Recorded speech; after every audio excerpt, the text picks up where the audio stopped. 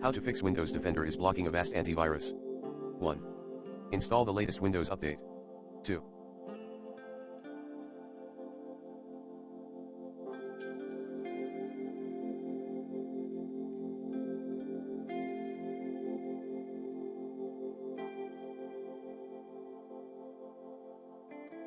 Add the affected Avast auxiliary.exe to the exception list in Windows Security. 3.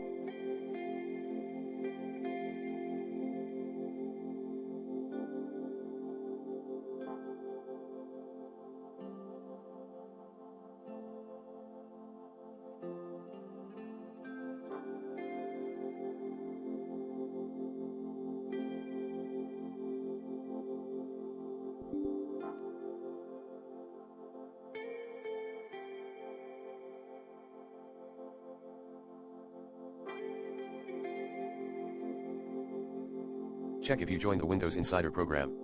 If so, leave the program temporarily. 4.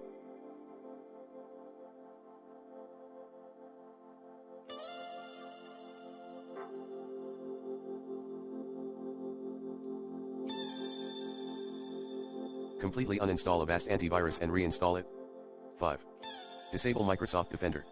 6.